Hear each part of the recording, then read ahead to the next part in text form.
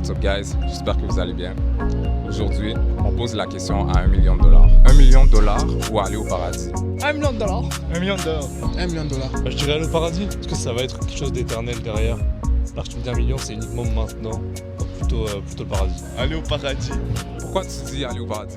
Parce que les biens de la terre, ils sont incomparables aux biens infinis. Toi, pourquoi? Mais je peux pas savoir s'il y a le paradis. Le $1 million, c'est vrai. Est-ce que tu crois que le paradis existe vraiment? Non. Ouais. Mais ça peut. Je suis chrétien, donc oui. Maintenant, sur les formes que ça prend, sur la manière d'y aller, est-ce qu'il faut faire du bon toute ta vie? Ou est-ce que ça va être, il y a de la rédemption à la fin?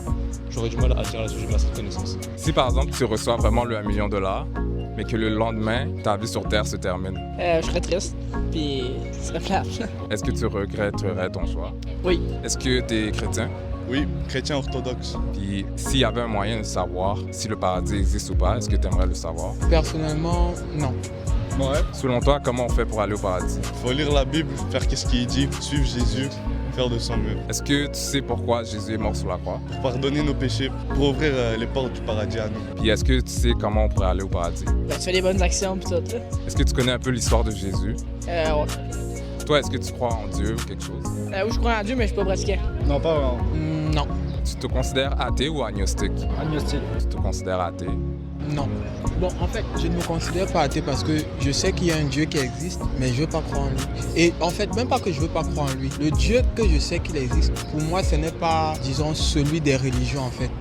Celui des religions chrétiennes, islamiques et tout ça. Ce n'est pas lui parce que les lois, disons, dans ce que ces religions-là représentent, moi, ça ne donne pas avec moi, en fait. Je comprends. Enfin, ça ne résonne pas avec toi.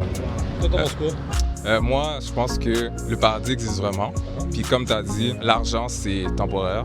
Puis le paradis, c'est éternel. Le paradis, toi, t'as quoi comme vision? Est-ce que tu partages là-dessus? Ouais, je pense que Dieu nous dit que le paradis, c'est passer l'éternité avec lui, avec toute sa bonté, tout son amour, puis avec toutes les bénédictions qu'il nous réserve au paradis. Puis je pense que, comme la Bible le dit, c'est seulement par Jésus qu'on peut aller au paradis.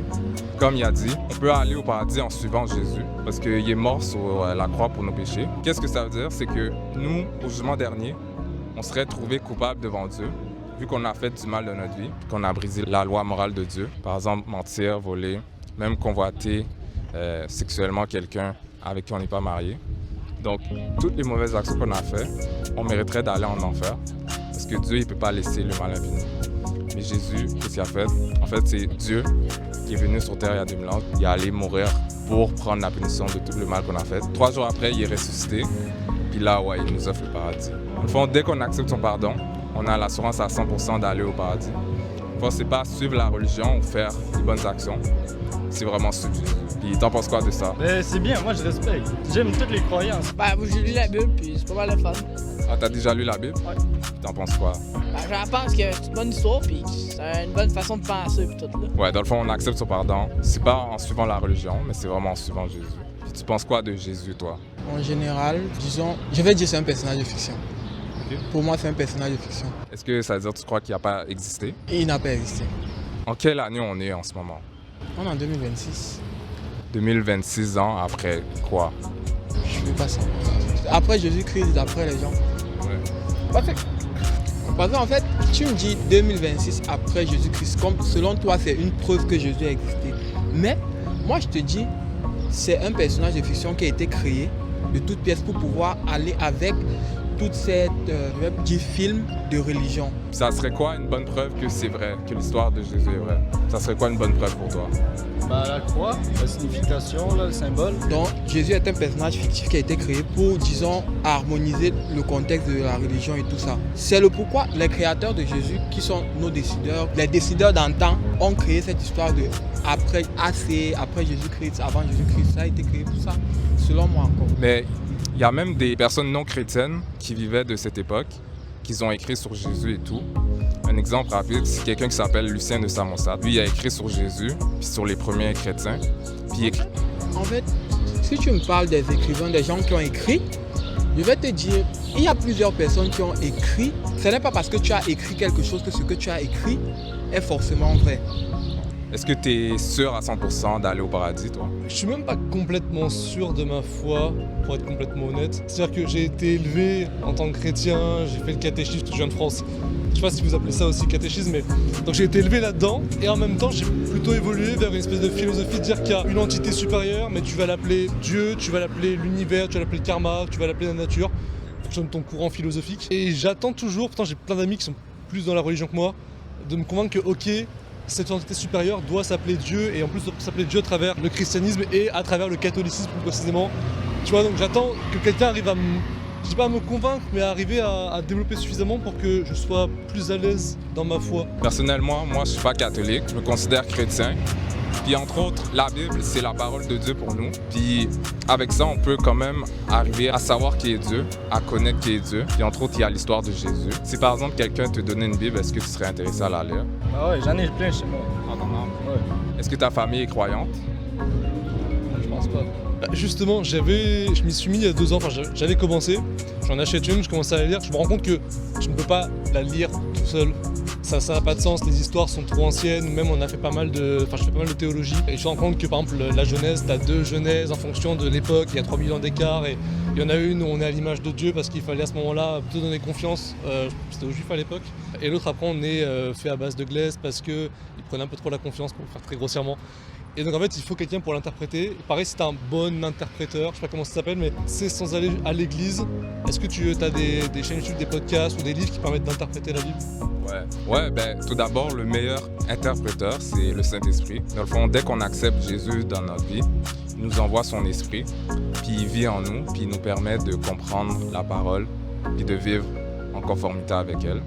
Mais sinon, ouais, c'est sûr, il y a des ressources. Il y a aussi, j'oublie juste son nom, lui-même il a aussi fait un livre parlant de ses recherches. Bon, lui il n'a pas vécu à la période là, mais il a mené des recherches et tout. Et selon son livre, Jésus n'existe pas. Tu vois un peu. Donc, tu ne peux pas te baser sur ce qui a été écrit pour dire que oui, vu que ça a été écrit, c'est ça. Mais par exemple, il y a un historien romain qui vivait de cette époque, son nom c'est Tacitus. Lui, il a écrit sur Jésus et tout. Le fait qu'on a des écrits historiques de gens de cette époque-là qui écrivent sur des événements, puis eux-mêmes, ils ne sont pas chrétiens, est-ce que selon toi, ça prouve qu'il y a quand même quelqu'un historiquement qui s'appelait Jésus et qui a vécu? Je vais te parler, je sais pas. Il y a un philosophe romain, personne ne l'a jamais vu. J'oublie son nom, personne ne l'a jamais vu, mais ce qu'il disait était transmis par quelqu'un. La personne là venait dire, telle personne m'a demandé de dire ça. J'ai juste oublié le nom de la personne. On venait dire, telle personne m'a demandé de dire ça et tout. À un tel point que, et vu que cette personne-là qu'on ne voyait pas disait, était cohérent. Cette personne aujourd'hui est vue comme un grand philosophe. Or, on n'est pas sûr qu'il ait existé. Peut-être c'était juste une façon que l'autre philosophe utilisait pour pouvoir faire passer son message sans passer par lui-même. Donc pour moi, ce n'est pas parce que quelqu'un de cette époque-là a dit quelque chose que je dois forcément l'accepter. Bien sûr, ouais. Mais en même temps, même les athées historiens d'aujourd'hui, un exemple c'est Bart Ehrman, lui il est athéiste, agnostique, puis il dit que c'est sûr que Jésus a existé. Dans le fond, on a tellement de preuves que Jésus a existé que même si lui est athée, il confirme que Jésus a vraiment existé. Parce qu'il y a tellement d'écrits historiques, non seulement des premiers chrétiens, mais des autres personnes non chrétiennes, même païennes, qui détestaient Dieu. Ils ont écrit sur Jésus. Ça fait en sorte que Jésus, c'est la personne la plus parlée puis connue du monde. Donc, comment des gens auraient pu inventer un personnage qui devienne aussi populaire? Je sais pas. Là, T'as dit que t'es pas athée. non, je suis pas athée. Tu crois une force? Oui, parce que dire que tu es athée, c'est croire que on est là grâce à la science, ces trucs-là. Moi, je suis pas ça, je suis pas fou. Il faut d'abord que je suis pas fou. Donc, je sais qu'il y a une puissance divine qui nous a créés. Mais pour moi, c'est pas celui qu'on appelle Dieu de la Bible, des trucs. C'est pas lui.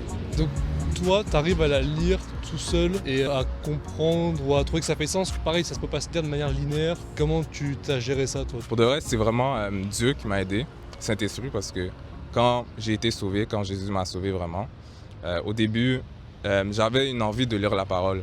Parce que dès que Jésus nous sauve, il nous fait naître de nouveau. Ça, c'est quand Jésus vient dans notre cœur, puis il applique un changement drastique en nous. Puis là, tu as envie de connaître Jésus et plus. Donc, ouais, c'est une relation avec Jésus. Puis il m'a envoyé des ressources, on va dire, surtout Internet, par exemple des vidéos YouTube, etc. Mais aussi, il y a des documents sur Internet qui expliquent quel livre de la Bible arrive au début, etc. Ouais. La chronologie. D'accord. Donc, je suivais ça aussi à travers les années. T'as pas mal aidé là-dessus. Ouais. Donc, ouais, les ressources sur Internet, le Saint-Esprit, ça m'a beaucoup aidé, ouais. Génial, parfait. Puis, ouais, je prie que Jésus se révèle à toi. Puis, ouais, que tu aies envie d'en apprendre plus.